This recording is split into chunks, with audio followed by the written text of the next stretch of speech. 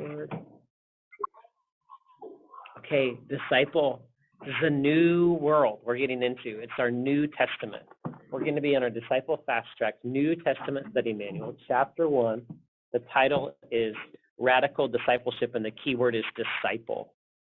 I'm going to read our human condition and then our mark of discipleship, and then I'm going to be telling some stories. As we introduce Jesus into the narrative, we have begun in our Old Testament, and now we are going to be getting the revelation of Jesus into the story, which we believe to be the person of Yahweh. And we have used that line from Hebrews quite often. Jesus is the exact imprint of God's own being. And so as we enter into the story, we're going to be talking a little bit about the function of each of the Gospels before we get to the stories. So I do want to read our human condition and the mark of discipleship. You know what? It's not my favorite part. We have to start with story. You've got to start with story. So I've been doing funerals for quite some time now, about around 150 the last 22 or 21 years in the life of OKC First Church. Those first 50 or so, I felt like I was pretty selfish in telling them. I felt like I told stories about myself and the person who I was doing the funeral for, and I thought that I was a significant person in that character's story. About 50 or so funerals in, went to another funeral service, and I listened to the pastor talk about their relationship with his congregant and most about their life in the church. And I thought, I don't want to hear about this. I want to hear about the fullness of this person's life. I want to hear from what it was like to be their friend, and what it was like to play games with them, and what it was like to be at Thanksgiving dinner and go to coffee with them every week, and what it was like to be their daughter, what it was like to be their grandchild. And so I changed. The last 100 or so have been different. I, as a pastor, preach Jesus. And then I try to gather as many people to tell the story of that person from different perspectives, because we are so complicated narrative characters. And each of us have different relationships based upon the proximity of that person in our life. As I think about funerals, I think about my mom and my dad a lot. And I talk with them about how I want their funerals to go, and I'm very open about that. When that's what you do for a living, it's very easy to talk about. But as I was talking with others, excluding my friend Mike Bell, he came to me when his father Jerry passed away, and Jerry was one of the men that I cared for, and said, well, what's the best funeral like? And that's an interesting thing for a wise man like Mike Bell to ask me. He's like, what are the best components of a funeral? I said, the best components of a funeral is if you had given a chance to live a very long life, it would be to have someone who was your friend to tell a story, and then to have someone from the next generation, a son, a daughter, a nephew, a niece, to tell a story, and then have someone else, perhaps a pastor or a Bible study friend, if you're a person of faith, to be able to tell a story. And then maybe a coworker to tell a story, and then have that next generation be able to, what it was like to be their granddaughter or that grandchild, and what was it like to be part of that. And then the pastor could collect all of those stories if we didn't have enough time to tell all of those. He goes, okay, that's what we'll do. And that's Mike I just love Mike Bell. And so that's what we did for Marianne's service and for Jerry's service. He had just a compilation of different stories. And my favorite thing about both of those services were that there were surprises told in those stories. So some of the grandchildren didn't know what it would be to be a coworker of Jerry's for all these years. And you learn things differently from a coworker than you do what it means like to be a grandchild. And then a nephew had a story that was so impactful about Jerry's life that maybe a son hadn't heard before. And then isn't it interesting if you think about all of your relationships? You interact with different people based upon the context that you have with them, whether it be at school or at work or the neighborhood or church. And then you interact with people at different stages of your own life. I don't recognize Burton Smith, the grandfather. That was not the person that raised me. My dad has told me in my interactions with McCall, give her a break. And I want to say, give her a break. My whole growing up was based upon me not getting a break. And he's like, yeah, I know. So as humans who are growing continually, and that was one of my very favorite things about Jerry Bell. Jerry told me near his death, if I would have known how hard it was to grow old, I would have been kinder to my parents. And I just I never forgot it. Maybe I said more patient, would have been more patient with my parents. And I just thought to myself, wow, someone just dropped some pretty remarkable wisdom on me that I don't want to ever forget. Because Jerry was still growing in his late 80s. I mean, just trying to figure out what it meant to follow Jesus and always asking questions. And so the person that we all are is different. And even in here, like sometimes I'll look at Nicole or Jamie because I've known them, we talked about the story, I've known Jamie since my first day in Oklahoma, right? So I think differently with her than I do other people. And so in the same way, the gift that the Gospels give us is that all of the Gospels are true. They are true from the perspective and the function of which they were written. Now, there are some conflicts. When did Jesus flip over the tables? Did he flip over the tables? Right? It's different based upon the author and their experience.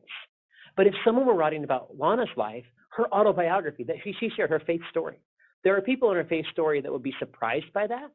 There are also some people that were part of that story, they might share that with different details. And so in the same way, what we get in the Gospels is this incredible perspective that truth is true on all sides as they are in conversation with one another. And so the gift of the Gospels are that we have all perspectives. So we're going to have Matthew. There's a particular function that we get at the very start, that it is chosen first on purpose, I believe, because of the way it connects us to the story of the Old Testament. We're going to talk about that if we get there. Mark is going to be next, and I'm going to challenge you next week. Would you please read the Gospel of Mark? It's going to be the shortest Gospel. I think immediately is in there 27 times. I think at least. It is fast-paced, it's action-packed, but I'm convinced that Mark's not first, although I think it should be first because it's probably the original source, and so everything builds upon Mark. Mark does not have a distinct resurrection narrative that's like Jesus Christ was lived, died, and resurrected. That really is not a function of Mark. Mark kind of ends with kind of almost an ambiguity, kind of like Jonah had. And so I'm convinced that the gospel writers, when they were compiling the canon to figure out the New Testament, were like, well, we got to start connecting Jesus to the Old Testament story, and we've got to have a solid resurrection story. Also, I think that Matthew contains the Sermon on the Mount, which is going to be like the most famous of the teachings kind of collected together in 3 short chapters at the very beginning of the gospel. So it's like, okay, if you're going to introduce Jesus to somebody, this is a pretty good way, especially to a Jewish audience, connecting the story of the Old Testament to the New Testament. Then you've got Luke. We are going to study Luke fourth. We're going to study John next. Now, in the Gospel of, there are no parables. Well, isn't that bizarre? Because in the synoptic Gospels, as they're called, Matthew, Mark, and Luke, the main way that Jesus is going to teach are in parables. But John doesn't include one. So is John wrong? No. John's going to have a completely different perspective as he gives us the gift of his understanding of Jesus. And so the gift is in the complexity of the stories that are chosen to be told and passed down from generation to generation and then written down, and then those are chosen to be gathered in this particular way. Now, the reason we're going to do Matthew, Mark, and then John is because Luke is a kind of a 2-part mini-series of Luke Acts. And I'm convinced that Luke makes sense as we understand and study Acts. And there's parts of Acts that I think are set up by Luke that if you insert John in there, you might forget how important the stories are in Luke that allow you to understand the movement of the gospel in Acts. And so that's how we'll tackle our gospels: Matthew, Mark, John, Luke, and then Acts. And so those will be our next 4 weeks in this 5-week series as we introduce Jesus and introducing Jesus. Oh, you guys, what a task. And I want you to try to think about, and I don't know if it needs to be like on like the front cover of your book, but a blank sheet of paper, a journal that you have. But if you have something, I would love for maybe you to write just the word Jesus. And then, how would you introduce Jesus to someone who has not known Jesus before? I get to pick on the Lawrences as they're going to be people who are going to share the gospel in a new place. And they perhaps may engage with people who have not understood Jesus before. What are the stories, characteristics that you would introduce Jesus to someone for the first time? And perhaps over these next few weeks, that can be a challenge for you as you develop your own character sketch of Jesus. Here's the interesting thing. Each of those are going to be wildly different. Isn't that amazing? I mean, I think some of the stories we find in the Gospels will absolutely connect with you, and you will say, that parable, that healing story, that message, that's what I would share. And yet, let's say there's 19 of us in class. It's going to be maybe 19 different stories chosen, right? And yet somehow, Matthew and Hannah, God will probably choose the right person for you to meet who needs to hear your story of the way you would introduce Jesus in ways that I would not impact with them. It's so interesting to think about how we are all complex people with complex stories. That's why we're sharing our faith stories. Jesus was the same way. And Jesus is this complex, multifaceted person with a variety of different stories that we get a chance to learn about and introduce in a relational way. And so I am so excited. This last weekend was Martin Luther King Jr. Day. And the story I'm going to share is one of my all-time favorite 4 minutes on a podcast ever. It's from the podcast called This American Life, which is hosted by Ira Glass. They're on like episode 800 and something. This is episode way back in 2001. And it's one of my all-time favorite moments. The episode is called Kid Logic. And it's a story of a man introducing his child to Jesus. And I want you to listen to it. Some of you have heard it before you've been in Disciple. Some of you have heard it before when I preached a message using this story. But as my wife always reminds me, everyone forgets everything. So it's okay to keep reminding people about what we're learning. So, so all of what I've said to say, we get to together discover Jesus. And if you can find a way as you read the Gospels over this next month to think to yourself, how can I rediscover Jesus in a new way as I read these? Because as I am confronted with the stories, this is my 10th year through Disciple with 11 different groups, and yet I find things that I don't even think were there last year. How did it appear in the Gospel when I've read it 10 times? And yet somehow my life is so different that I see things differently because of what I have experienced as a person. And that is the great joy of the Gospels, because we don't just read the Gospels read us. And we are discovered in the text. And so I'm introducing this to you tonight as one of the ways in which we can hear the story of Jesus for the first time. And I hope that, Brenda, you're able to hear it well and that it comes through loud and clear for our friends who watch this on YouTube later. And action. Well, it all began at Christmas 2 years ago when my daughter was 4 years old. I'm going to rewind it and start over. Can you hear it okay, Brenda? Thumbs up or thumbs down?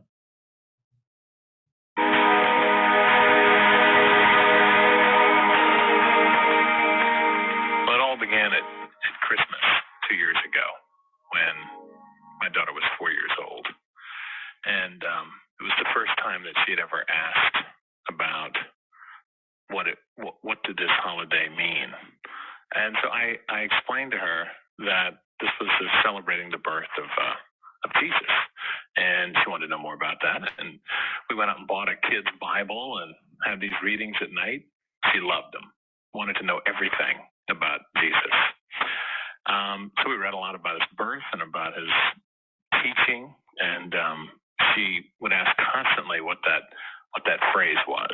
And I would explain to her that it was do unto others as you would have them do unto you. And we would talk about those old words and what that all meant, you know. And then one day we were driving past a big church, and out front was an enormous crucifix. She said, "Who is that?" I guess I'd never really told that part of the story. So I had to sort of, that's Jesus. And I forgot to say the ending. Yeah, well, he ran afoul of the Roman government.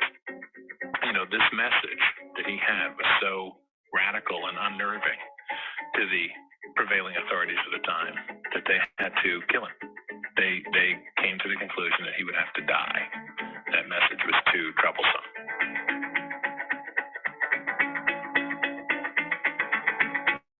It was about a month later, after that Christmas, we'd gone through the whole story of what Christmas meant, and it was mid-January, and her preschool celebrates the same holidays as the local schools. So Martin Luther King Day was off, and so I knocked off work that day, and I decided we'd play, and I'd take her out to lunch, and we were sitting in there, and right on the table where we happened to plop down was the art section of the local newspaper. And there, big as life, was a huge drawing by like a 10-year-old kid in the local schools of Martin Luther King. And she said, "Who's that?" And I said, "Well, as it happens, that's Martin Luther King, and he's why you're not in school today. So we're celebrating his birthday. This is the day we celebrate his life." And she said, "So who was he?" I said, "Well, he was a preacher." And she looks up at me and goes, "For Jesus?"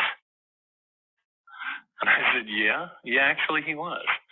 But there was another thing that he was really famous for, which is that he had a message, and you're trying to say this to a 4-year-old. It's very, this is the first time they ever hear anything. So you're just very careful about how you phrase everything. So I said,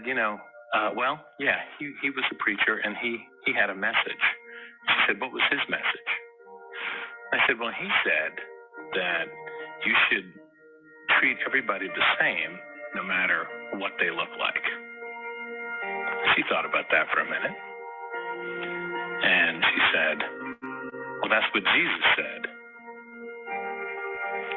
I said, "Yeah, I guess it is. I never thought of it that way, but yeah. And it is sort of like do unto others as you would have them do unto you." And she thought for a minute and looked up at me and said, "Did they kill him too?"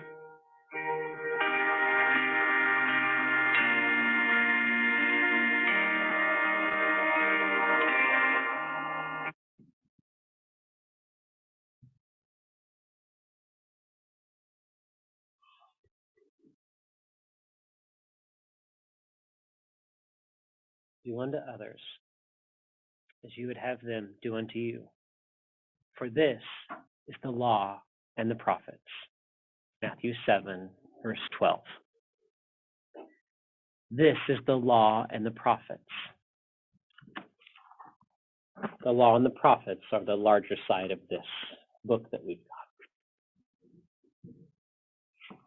And Jesus comes and introduces in the fullness the grand maker of the universe, who speaks a word and creation is born, who rescues his people out of slavery and always looks after the widow, orphan, and sojourner, and has loved the people of God and hopes that they would love and bless all the peoples of the earth. And in the right time, the mystery of God comes into human form, in the form of a baby named Jesus, born in a particular time and space in the world, to a particular woman and man, into a family, in a particular religious establishment called Judaism, in the family of Israelites who worship Yahweh in the temple, into a particular religious understanding of what it meant to be in the world. And Jesus lives for 30 years. And what do we have? These collections. Story after story after story. And so I wonder what the stories that are going to tug at your heart over this next month, or have tugged at your heart over the years in which you have been in relationship with Jesus. And I hope that we will get a chance, that I won't be too long-winded, that I want you to begin to tell some of the stories that capture your heart and imagination for Jesus. Because Jesus, through the scriptures and the Spirit and our story, Lana's story started 2 generations ago. Some of your stories start pretty quickly. Some of your stories are, tied to generation after generation of people who followed after Jesus. And there are certain stories that capture your heart to be able to make you turn to Jesus. And it's about stories. I will sit tomorrow in a room for the Board of Ministry interviewing candidates for their either new district license, renewal of a district license for their ordination. And oftentimes we'll ask questions and people will give answers. And I always want them to tell a story. I don't want words. If I ask the question, what is holiness? They will probably give me a dictionary definition or perhaps a scripture.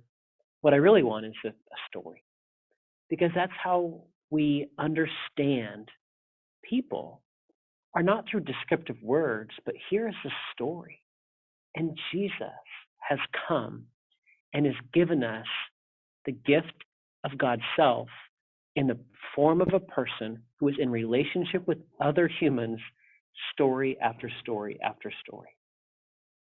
And so I shared this story because I believe it is so powerful to happen to coincide with Martin Luther King Jr. weekend, coming off of that weekend to find this story. As in Disciple, in the previous renditions before Fast Track, it let us kind of ease into the first half of Matthew, which was called Radical Discipleship, and the second half of Matthew, which was called Threat. And so we tried to figure out ways in which Jesus introduced how to follow after, how that led to the consequence of his death and then the hope of his resurrection. As you'll see this week in our human condition and the mark of discipleship, they kind of smash everything together as they try to like do that into 2 chapters. But I hope that you're able to, maybe at the close, share either with a large group or with someone on the way home, a story this week that made a difference.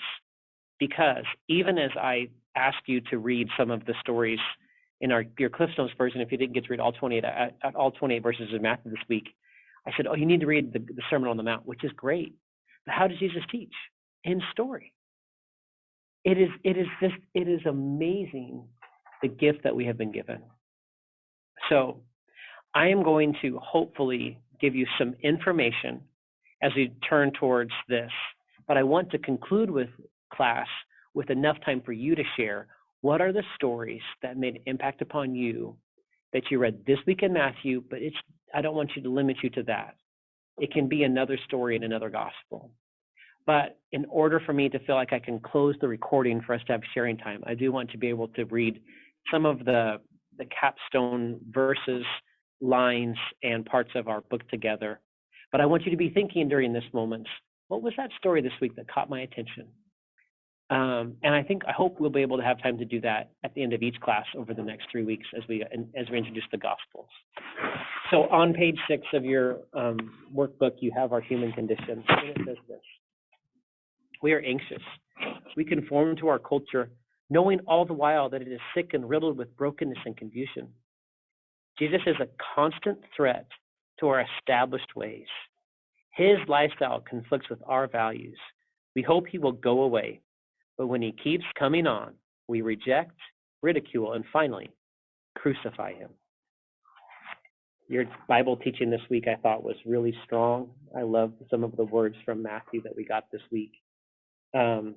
Our mark of discipleship you find on the italics on the right side of page 13.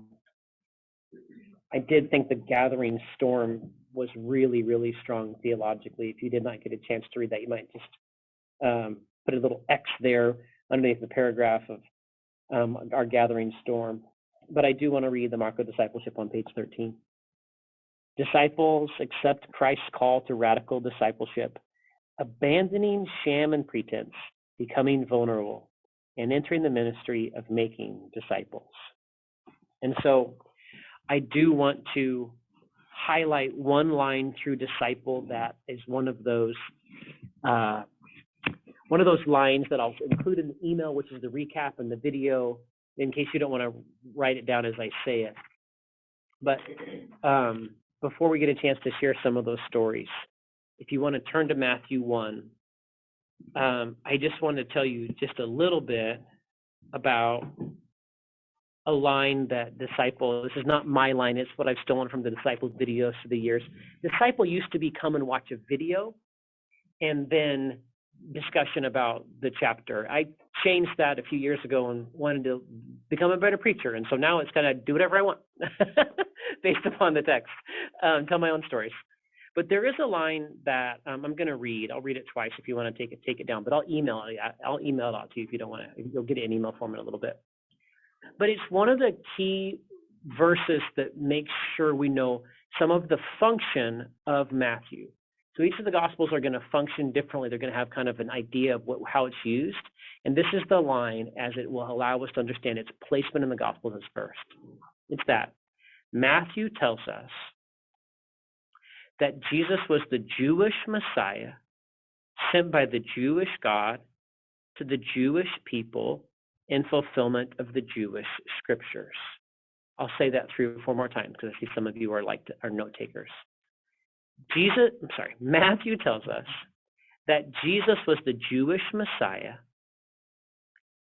sent by the Jewish God to the Jewish people in fulfillment of the Jewish scriptures. As you kind of catch up and write that, I'll say it one more time. But the importance of that is so key to its placement in the story of the scripture. I think strategically we didn't start with John. I think it would have been smart to either start with Matthew or John, because this prologue in John 1 through chapter 1, verse 1 through 18 is like this cosmic Christ that's there, Trinitarian in the beginning. And it's beautiful. We'll talk about that when we get there here in a few weeks. But this particular understanding of the genealogy we find in Matthew 1 has a particular important function because it is tying us to Jesus is not plopped out of thin air with no context. Jesus arrives on the scene based in human history in a particular religious story, and that history matters. And so we're going to take a look at that genealogy in Matthew 1 in a moment, but I'm going to say this line one more time for those of you who are my note takers. It is, Matthew tells us that Jesus was the Jewish Messiah sent by the Jewish God to the Jewish people in fulfillment of the Jewish scriptures. And so if you look at Matthew 1, there is this just incredible story that is being written in these 3 parts. If you see in verse 17, there's kind of like that little key there. All the generations from Abraham to David are 14 generations, and from David to the deportation to Babylon, 14 generations, and from the deportation to Babylon to the Messiah, 14 generations. You guys, the gospel writer of Matthew was telling a story, and it was subversive, even as an inclusion of all of these wonderful women. I mean, Matthew from the beginning is like, I am going to put all of these subversive ways in which Jesus is turning the tables on the story that is going to surprise even some of the most ardent followers of the Jewish law. And so the story starts, and we've been going time and time again. Genesis 12, right? The story of Abram. You've got God has loved you, so you must now go love, yes, everybody. So the genealogy, if you're going to be rooted and grounded in the Jewish scriptures, it's not going to come from Adam. Where's it going to start? Father Abraham has many sons. Many sons has Father Abraham. I am one of them, and so are you. And so is Jesus, right? Like, he is going to come from Abraham, Isaac, Jacob, and you've got this and then you've got Tamar. Within the first 10, you got the story of Tamar included. you have incredible inclusions of Rahab and Ruth. And then you get to David, the father of Solomon by the wife of Uriah. You've inclusion down on chapter 1, verse 10 of Amos, and verse 11 in Josiah. And then you have the inclusion of the father of Joseph, verse 16, the husband of Mary, whom Jesus was born, who is called the Messiah. And you have the introduction to what it would be for the people of God to be introduced as the Christ or the Messiah into the story of history. We have Jesus. And so you have the story of God in Matthew shared with us, introducing us to how God chooses to reveal God's self in human history. It is not, you guys know these stories, and so I don't want to be, but God does not come as an all-powerful king. God comes as the most vulnerable of children. It's incredible. And so when I say in chapter 7, verse 12, when you've got the golden rule, the second line of that golden rule in Matthew is, this is the law and the prophets. And we've already talked about how we've said his law is love and his gospel is peace. And so the narrative that we are given right away, when the collection of some of these greatest hits of Jesus' sermons are collected pretty soon after to introduce us to the kind of teachings that Jesus is going to be given, are then embodied by Christ in his stories and how we connect relationally to those around him. And I want to spend some time in class having you share some of those stories. And so I always feel like this week is almost a week of pressure, thinking, like, let's say I'm a missionary. I get to pick on you guys so much. It's so fun. I also have someone in my life who I continue to kind of try to introduce to Jesus. And I always find that to be such a fun thing to try to do. And I wonder if you have people in your life, whether it's a 4-year-old that you're growing up in your home. How old is Holly? She's 3. Or if it's a neighbor or a family member. Or perhaps it's a child that you've grown up in your home that's an adult now and perhaps does not follow after Jesus. How would you introduce Jesus to someone who you love, who maybe you'd like to introduce them again for the first time? I always, the young person who I talk with from time to time who asks me good questions about Jesus, I've got 2 people in my life right now that do that. One is a Muslim man who is interested in how I believe in Jesus. And I always think that's an interesting conversation because I want to be so careful to be able to do that. And it's been through Disciple that I think the best way to introduce him to Jesus is through the story of my life and the stories of Jesus' life. And then I've got a young man who's been not excommunicated, defellowshipped from the Jehovah's Witness. And he is very interested in how I believe in Jesus, because how I believe in Jesus and the stories I remember about Jesus are different than the stories he's been told about Jesus. And yet he was told that their religion was right and everybody else was wrong. So he's very distrustful of everything. And so I like talking to him and sharing stories, because some of the stories I share, I have a different meaning than he was told when he was growing up. And I think he is seeking to try to figure this out. And so I'm just curious, perhaps God will use Disciple for you to find ways to say, what are the stories that mean something to me, that have changed my life, that have shaped who I am about Jesus, that if I were presenting Jesus to someone for the first time, this is what I would go to.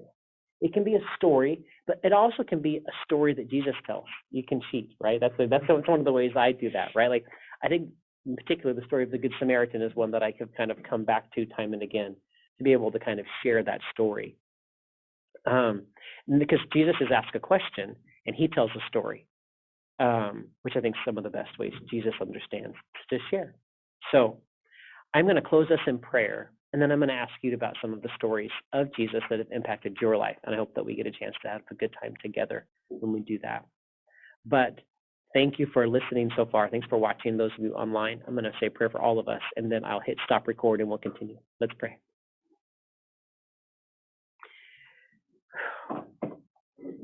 Jesus, we are so grateful for the stories that are around this room, and that you've given us the chance and will continue to give us a chance this semester to learn more about how we interact with you.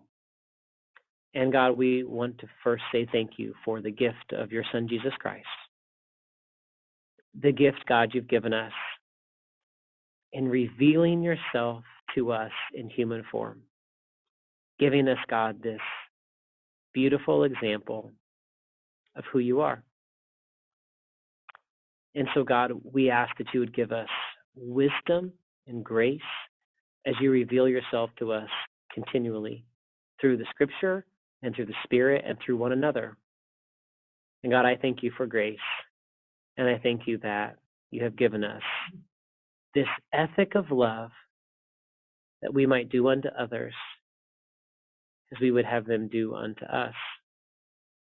And just how difficult that is, and also how threatening it is to the world around us. So give us grace for each new day to live out the idea that your law is love and your gospel is peace. We love you. Amen.